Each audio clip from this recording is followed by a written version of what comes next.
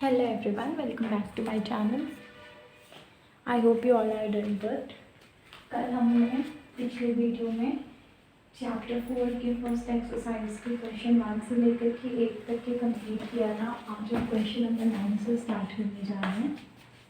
So question number 9 देखिए, आपको दिया हुआ है common difference of two arithmetic progression is same. एक समांतर श्रेणी के दो समांतर श्रेणी है जिनका सारवंतर सेम है और आपको सारवंतर दिया नहीं है, तो आप क्या मान लोगे? माना डी की वैल्यू जो कि डी है, क्योंकि सेम है तो दोनों में डी की वैल्यू डी हो जाएगी.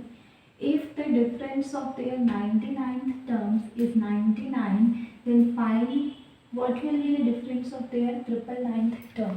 तो अगर उनके 99 पदों का अंतर जो है वो 99 है, तो 999 पदों का अंतर क्या होगा? अब हमको कुछ नहीं दिया, तो आपको बोल दिया गया था कि सारवंतर सेम है, तो आपने माना कि सारवंतर दोनों का डी, पर पहला पद दिया नहीं है, तो माना कि पहले अरिथमेटिक प्रोग्रेशन का प्रथम पद जो है वो a1 है और दूसरी का प्रथम पद जो है वो a2 है. ठीक है. अब अगर आप समांतर श्रेणी बनाओगे तो कौन सा टर्म बोला है? 99 टर्म. तो n इज इक्वल टू 99 हो जाएगा. तो 99वां पद कितना हो जाएगा? फर्स्ट समांतर श्रेणी का 99वां पद a1 प्लस 99वां पद क्या होता है? 98 और d की वैल्यू d है. सेकेंड अरिथमेटिक प्रोग्रेशन का जब हम 99वां पद निकालेंगे तो a2 प्लस 98 डी. अब हमको क्या बोला है? इन दोनों का अंतर जो है वो 99 है, तो जब आप इन दोनों को घटाओगे तो किसके बराबर आएगा? वो 99 के बराबर. तो ये दोनों कैंसिल हो जाएगा. a1 माइनस a2 बराबर कितना आ गया? 91. अब हमको और कुछ तो पता चला नहीं है, तो एटलीस्ट ये लिख के रखते हैं. अब हमको क्या बोला है? इनके 999वें पद का अंतर निकालेंगे. तो पहले इनके 999वें पद निकालेंगे, तो फर्स्ट समांतर श्रेणी का 999 पद क्या हो जाएगा? a1 प्लस 9980 और दूसरे का क्या हो जाएगा? a2 plus 998. अब आप क्या करोगे? इन दोनों का अंतर निकालना है, मतलब इन दोनों को घटा दोगे. ये कट गया. a1 माइनस a2 और a1 माइनस a2 बराबर कितना है? 99. तो 999वें पद का अंतर भी कितना हो जाएगा? 99. आई होप ये क्वेश्चन क्लियर हुआ. सिर्फ आपको जो बोला गया है वो रख के सॉल्व करते जाना है और वो खुद ब खुद आंसर आएगा. आपको कोई इसमें दिमाग नहीं लगाना पड़ेगा. या हमको डी की वैल्यू बोली थी, दोनों का सारवंतर सेम है, दोनों का सारवंतर सेम कर दिया. अब आपको और कुछ दिया नहीं है, तो आप मान लो पहले समांतर श्रेणी का पहला पद a1 और दूसरी का पहला पद a2 है. अब 99वें पद बोला है, इसलिए n बराबर 99 ले लोगे. पहली समांतर श्रेणी का सूत्र क्या होगा? a प्लस एन डी होता है, n माइनस 1d. तो a का मान a1 है, n मतलब 99, तो 98d और दूसरे का a2 प्लस 98d. दोनों को घटा देंगे तो किसके बराबर आ रहे हैं? 99 के. तो जब दोनों को घटाएं तो ये कैंसिल हो गया, ये 99 के बराबर आया.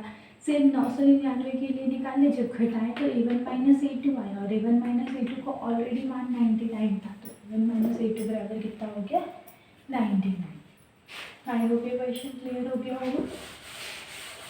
आगे बढ़ते हैं क्वेश्चन नंबर 10 में. अब क्वेश्चन नंबर 10 देखते हैं हमको क्या दिया है. In a flower bed there are 23 rose plants. एक फूलों के बिस्तर पे 23 रोज प्लांट्स हैं. ठीक है. तो ये फूलों की क्यारी होगा. 23 रोज प्लांट्स फर्स्ट रो में है, सेकेंड में 21 है, थर्ड में 19 है एंड सो ऑन. ऐसा ही जा रहा है. And 5 rose plant in the last row. तो ये एक क्या हो गया? निश्चित समांतर श्रेणी, डेफिनेट अरिथमेटिक प्रोग्रेशन, जिसका अंतिम पद क्या है? 5 है. अब आपको बताना है कि यहाँ पर कितने नंबर ऑफ फ्लावर बेड्स है. तो आप देखो, आपको पहला, दूसरा, तीसरा और अंतिम दे दिया, मतलब ये एक समांतर श्रेणी बन गई। अब हम इसमें से एक ही वैल्यू निकालेंगे। तो प्रथम पद 23, डी का मान क्या होता है, दूसरा माइनस पहला पद, -21 -23, ये कितना हो जाएगा -2। 5 किसका मान दिया है, अंतिम पद, और हमको क्या निकालने बोला है, एन का मान। ठीक है, कितने पद है मतलब एन कितना है। तो आप क्या करोगे, फॉर्मूला लगाओगे, Tn = a + n-1d। ए की वैल्यू 23, सॉरी Tn की वैल्यू 5, a की वैल्यू 23 + n-1, d की वैल्यू -2। ठीक है, तो 5 है, 23 इधर आके -23 = -2 n-1। 5 - 23 कितना हो जाएगा, -18, और ये इंटू है तो इधर आ जाएगा डिवाइड में, माइनस माइनस कट गया, 2 9 = 18, 9 -1 इधर आके +1 = n। तो n की वैल्यू कितनी हो गई, 10 हो गई। मतलब इस समांतर श्रेणी में कितने पद हैं, 10 पद है। और अगर फूलों के क्यारी की संख्या पूछेगा तो वो भी कितनी है, 10।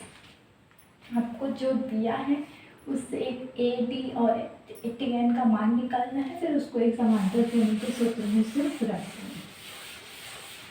नेक्स्ट क्वेश्चन देखते हैं, Sanjay saved ₹5 in the first week. तो पहले वीक में उसने 5 रुपये बचा। उसके बाद बोला जा रहा है then increase his weekly savings by 1.75। तो 1.75, इसमें 1.75 होके दूसरा नंबर, फिर 1.75, फिर 1.75, ऐसा होता जाएगा। मतलब वो किसका मान दिया है, डी का, और यहाँ पे फर्स्ट वीक का दिया है, मतलब ये किसका हो जाएगा, ए का मान। अब देखो इसमें क्या बोला है, in the nth week his saving was ₹20.75। मतलब अंतिम हफ्ते में उसने 20.75 रुपीज़ बचा दिए। फाइंड एन, एन की वैल्यू निकालनी है। तो ये सारा मिल गया। फॉर्मूला क्या होता है, Tn = a + n-1d। Tn कितना है, 20.75 = 1 कितना था, 75 ना, लिखना नहीं पता। ए का मान कितना है, 5 + n-1 d 1.75। जब भी आप समांतर श्रेणी सॉल्व करते हो ना, तो अगर यहाँ पे n की वैल्यू नहीं दी है तो इसको अंदर मल्टीप्लाई मत किया करो, क्योंकि वो इधर आके सॉल्व हो जाएगा। ठीक, तो 20.75 - 5 = n-1 1.75। अभी मेरे को चेक करने तो वैल्यू सही लिखी। ठीक है, अब देखते हैं 20.75 - 5 कितना होगा, 15.75, और ये इंटू में जो यहाँ आ जाएगा डिवाइड में = n-1। तो ये पॉइंट दोनों में से हट गया क्योंकि सेम नंबर के पास है। 1575 और 175, इसको डिवाइड करते हैं, डायरेक्टली डिवाइड कर लोगे या फिर 5 से कट करते हैं। 5 5 5 3 = 25, 2 5 5 = 25, 5 3 = 5 1 = 5 5 = ठीक है। अब 35 35 9 + 315 होता है। तो 9 -1 इधर आके +1 = n। तो n की वैल्यू कितनी आ गई, 10। मतलब उसने कितने हफ्ते तक सेव किया, 10 हफ्ते तक। तब उसने जा करके 20.75 रुपीज़ बचा। ये क्वेश्चन समझ आ गया। आपको सिर्फ पहले हफ्ते का दिया था तो पहला मान ए का होता है। फिर बोला जा रहा है कि हर हफ्ते इतना बचाता जा रहा है, मतलब हर हफ्ते इतना जोड़ते जा रहे हैं। तो पहले में जितना जुड़ेगा तो दूसरा आएगा, फिर दूसरे में उतना जुड़ेगा तो तीसरा आएगा। तो वही दूसरा माइनस पहला करोगे तो डी का मान मिलता है। वही चीज़ है, डी की वैल्यू दे दी। अंतिम हफ्ते में इतना बचाया, एन का मान निकालो, सिर्फ इसमें मान रखो और बना दो। नेक्स्ट क्वेश्चन में जाते हैं 12 नंबर। तो 12 नंबर क्वेश्चन हमको दिया है, is -47 a term of arithmetic progression? If yes, then which term? तो 14 13 नहीं देता है 12। हमको बोला क्या -47 है कोई टर्म, तो हम उसको टी एन ले लेंगे शुरू में। तो अगर है या नहीं है हम तो है मानेंगे ना, अगर आ गया तो है, नहीं आया तो नहीं है। T N is equal to -47 ले लोगे। अब उसके बाद ए की वैल्यू निकालेंगे। ए की वैल्यू कितनी दी हुई है देखिए, ए इज इक्वल टू दिया हुआ है 18। अब डी की वैल्यू निकालेंगे, तो डी की वैल्यू कैसे निकलेगी, हमको 18 दिया है, 15 एंड 1/2 दिया है, तो दूसरा पद माइनस पहला पद करेंगे, तो 15 एंड 1/2 माइनस 18, तो 15 टू 31 30 30 प्लस 1 31/2 माइनस 18, इसके डिनोमिनेटर में कुछ नहीं तो 1 31 माइनस 18 टू 36 अपॉन 2, तो डी की वैल्यू कितनी आ गई -5/2। अब आपको टी एन पता है, ए पता है, डी पता है, अब आप एन निकालोगे। अगर एन की वैल्यू कोई संख्या आती है, पूर्ण संख्या मतलब कि 1 से लेकर के अनंत के बीच की कोई संख्या, तो ये उसका टर्म होगा। अगर कोई डेसिमल नंबर आता है तो नहीं होगा। तो T N is equal to A plus N minus 1 D, ये फॉर्मूला लगाएंगे। टी एन कितना दिया -47, A is 18 n minus 1 d is -5/2, -47 plus 18 इधर आके -18 -5/2 n minus 1 minus minus plus 47 और 18 कितना होगा 7 8 15 1 4 5 1 6 is equal to -5/2 n minus 1 minus minus बढ़ गया 5 13 13 दूनी 26 और n minus 1 26 प्लस 1 बराबर n, तो n का मान कितना आ जाएगा 27। मतलब अगर ये पूर्ण संख्या आई मतलब यस -47 जो है इसका एक टर्म है, और कौन सा टर्म है 27वां नंबर टर्म है। अगर या तो ये नेगेटिव नंबर आता या 0 आता या डेसिमल नंबर आता तो कोई टर्म नहीं होता, लेकिन क्योंकि ये एक पूर्ण संख्या आई है वो भी धनात्मक, तो ये एक टर्म है। ठीक है, आई होप ये क्वेश्चन क्लियर हो गया होगा। आपको क्या निकालना है सिर्फ वो समझना है, बाकी कोई बड़ी बात नहीं। आगे बढ़ते हैं क्वेश्चन नंबर 13 में। तो क्वेश्चन नंबर 13 देखिए आपको क्या दिया है।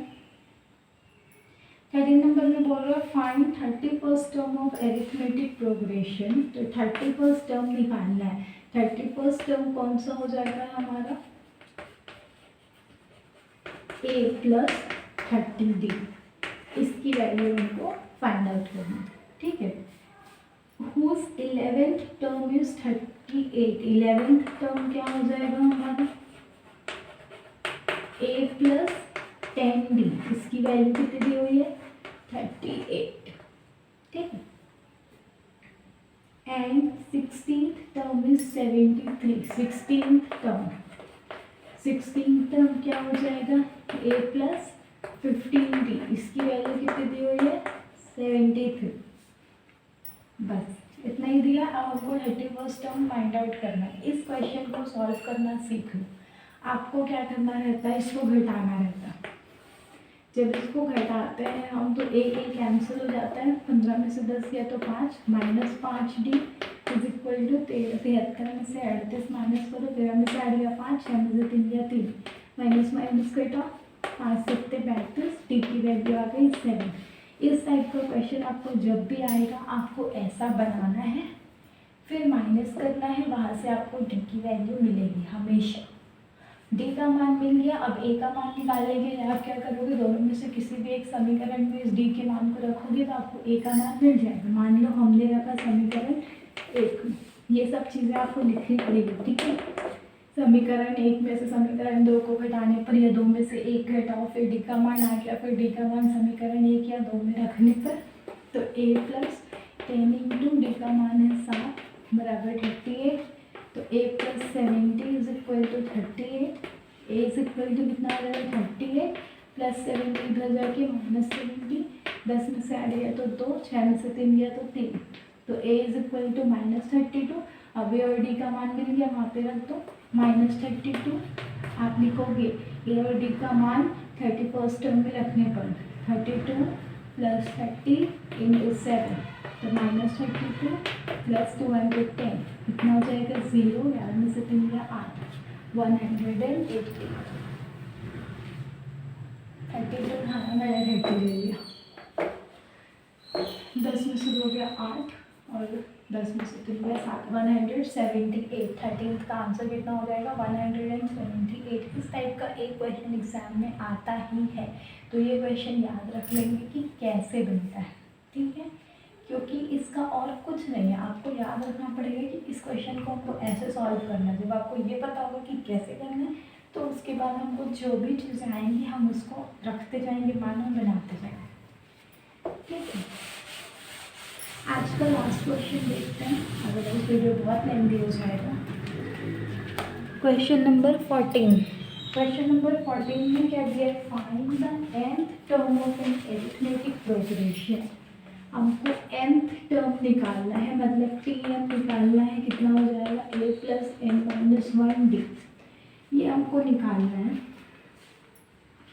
whose 12th term exceeds the 5th term by 14 and the sum of both term is 36। मतलब इसका 12वां टर्म जो है वो 5वीं टर्म से 14 ज़्यादा है और दोनों टर्म का योग जो है वो 36 है। तो सबसे पहले आप t12 निकालोगे तो कितना हो जाएगा a प्लस 11t। फिर दूसरा क्या निकालोगे, 5वां टर्म। 5वां टर्म क्या हो जाएगा a प्लस 4t।